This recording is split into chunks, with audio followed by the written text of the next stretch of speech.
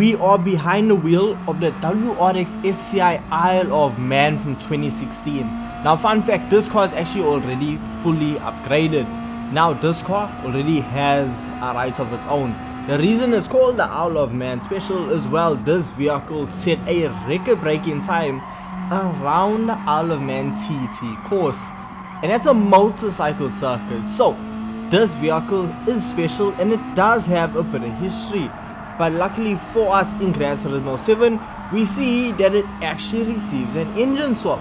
But if you don't have an engine swap already, standard, well, the standard engine fully upgraded is still a really good power plant. It reminds me so much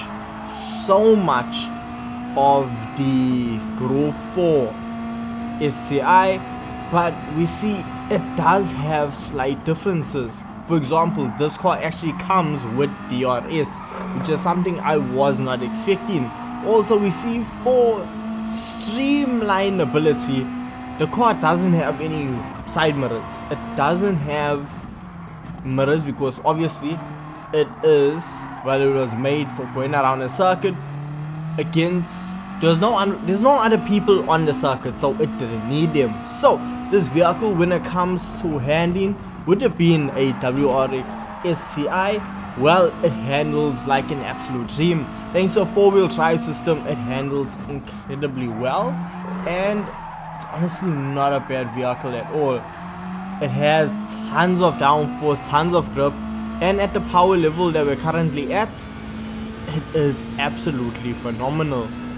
So we see we just ran a 1 minute 38.9 around Kyoto Driving Park with us having the standard engine fully upgraded. So now let's go check out the engine swap. Now we see the engine swap that we have available for this is coming out of the Subaru BRZ drift car. Yes, so there's an LS7 engine going into this STI, and immediately you can see this car already fully upgraded produces 606 brake horsepower. With the LS7 standard, without any mods we can add to it, it produces 1037 brake horsepower. Yes, we are adding about 55 kg to it, but 400 horsepower is gonna outweigh or outshine 55 kg. So for 300,000 credits, we're gonna purchase this engine swap now and then take it on over to the tuning shop. Now when it comes to upgrading the parts for the Subaru here, we see we have one ultra high RPM turbocharger that immediately shoots the power up to 1232 brake horsepower. Now we're gonna slap that in, and as you'll notice, all of the other parts are not applicable. Reason being, with the Drift BRZ, it's technically a race car engine, so we cannot add any other upgrades, and with this WRX we can't add any weight reduction, so this is what we are stuck with.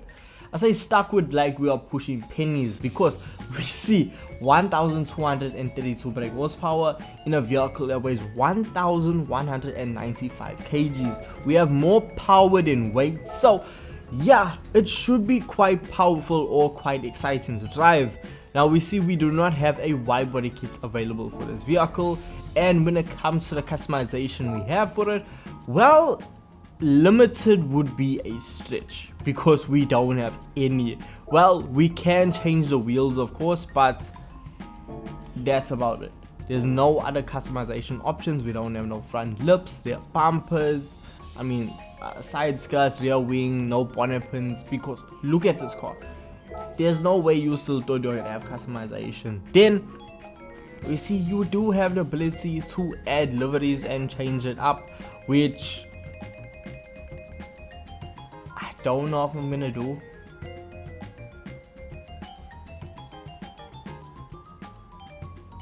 I don't know. You'll see when I'm on circuit. So first experience now with the LS swapped STI here. Let's see. So far it sounds faster. Better understeer due to the all-wheel drive. Power, slap on DRS. Look at the wing flaps. There's almost 300 kilometers per hour. Slam on the brakes. Rear end is locking up. I spun out the Subaru, something I never thought I'd ever say because of the all-wheel drive, but nonetheless, here we are. don't know, the rear end under all braking locked. When it locked high, it was gone. Because I'm still not really the best when it comes to catching slides with the wheel. So when it locked, I knew I was gone. But the acceleration is so good. It's just so much more powerful. There's so much more oomph behind it. And I mean, that's what you get when you double the horsepower. But what's actually quite surprising is the fact that the front wheels ended up in the air. But even besides that, the vehicle doesn't really feel like, whoa, watch out, I'm gonna kill you, you know? It doesn't feel extremely overpowered. It doesn't feel like it's too much power to handle. You can still have a decent driving experience. That has not changed. Even though we have more than double the power, we've more than double the output of the vehicle, and still it's just so easy to drive. Now when it comes to fuel efficiency, that is completely out the window. With this having a decently sized V8 engine turbocharged, if you think you're gonna be doing some fuel saving tactics, you have the wrong engine. This is all about power, top speed, and that's actually what I want to see once we are done here with the circuit. How fast can we actually get? Because right now it feels fast, but it doesn't feel that fast. It doesn't feel like, whoa, it's gonna rewrite or be a new record holder for fastest car. Obviously, with it having downforce that we cannot change, it is gonna dampen the ability. Why am I sideways? What was that? What was that now? So that killed the lap. This has just simply... What is going on?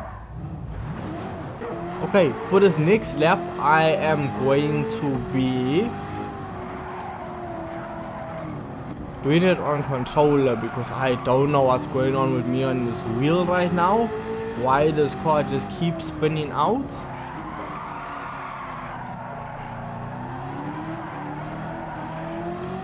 Because look, I'm still setting faster lap times every time I go around. It's just... What is happening? What is happening? What is happening? What is happening? So now we switch to controller. See now proper lap times, because this 1 minute 40 is not what it's capable of. The only reason I'm actually going this slow is because, well, the vehicle is spinning out and I'm not able to catch it. I'm not giving this vehicle its full chance to see how good it actually is.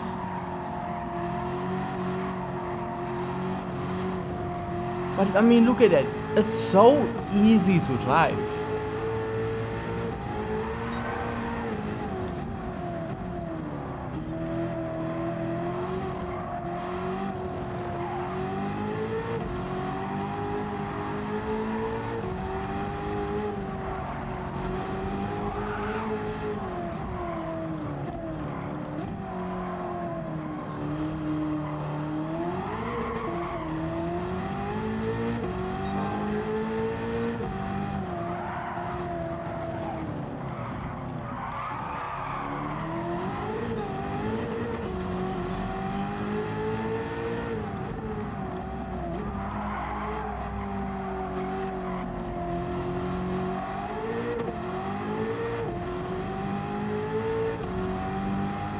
I mean, look at this.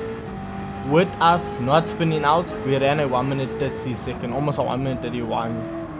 I mean, that is just actually insane how much time we saved off. Of course, look, with the standard engine, while we ran a 1 minute 33, 1 minute 36, I can't even remember now. But even that time was not the fastest time. Whereas now, there's such a bad shift. We're able to just go so much faster. I can easily break into the 1 minute 29s if I put my mind to it.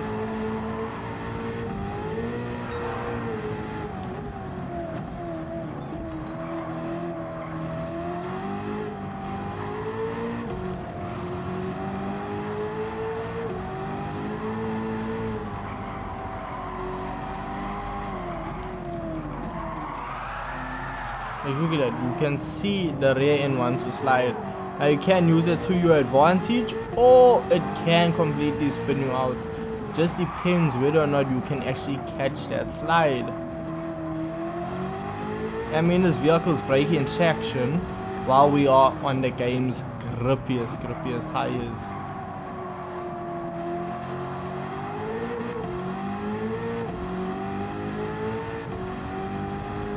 And look at that.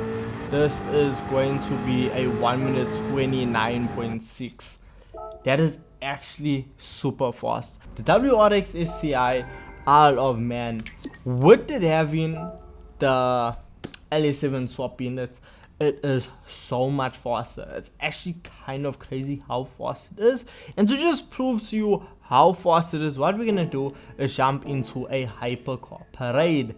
Now obviously I don't want to do one. Okay, not we can do one, but see, one's is a bit try. One's a bit try. Because we're gonna make straight away and it's finished. So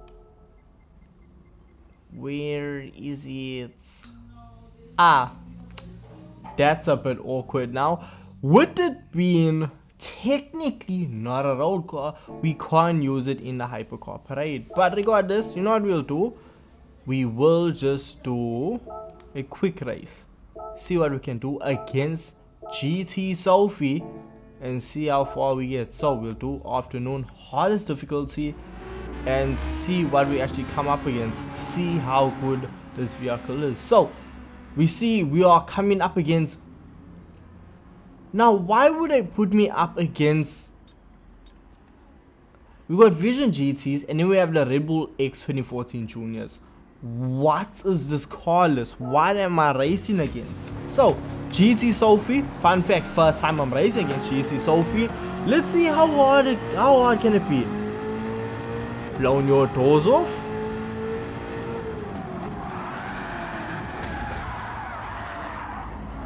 Two controller. The power that it has and the power delivery.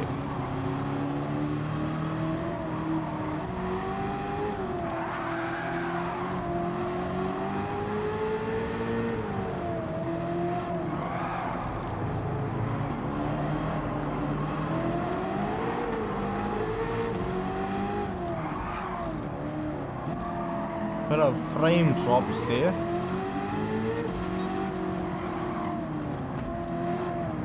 Come on, come on, come on, come on, come on, come on.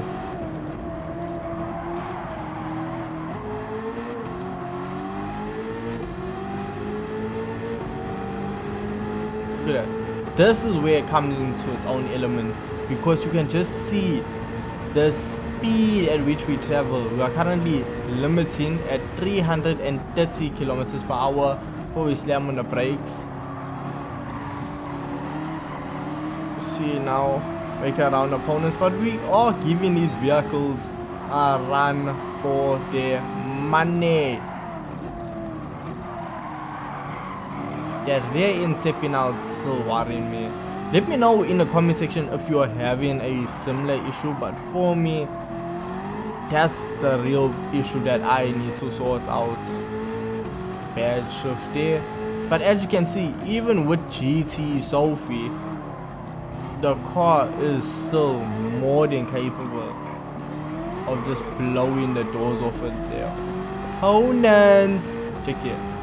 DRS, and we are zooming. What is a Peugeot?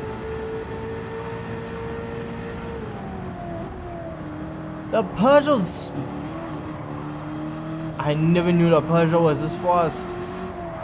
Not faster than me though.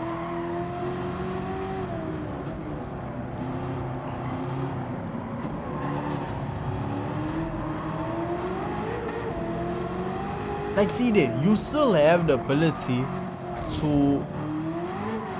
You still have the ability to take corners really well. once you start getting used to it, the more you drive it, the more you'll find it easier to drive. But right now, it's honestly just such a pleasure to drive. This is still my favorite part of the car. Just the DRS is so cool. So, look, the car still able to beat GT Sophy's AI. It's so, look, the longer you drive it, the easier it will become. It has tons of power and it hasn't lost its drivability. You can still have fun with it and you can still have a good time with this STI. So, if you already were a fan of the WRX STI Isle of Man from 2016, well, this is truly a worthy upgrade.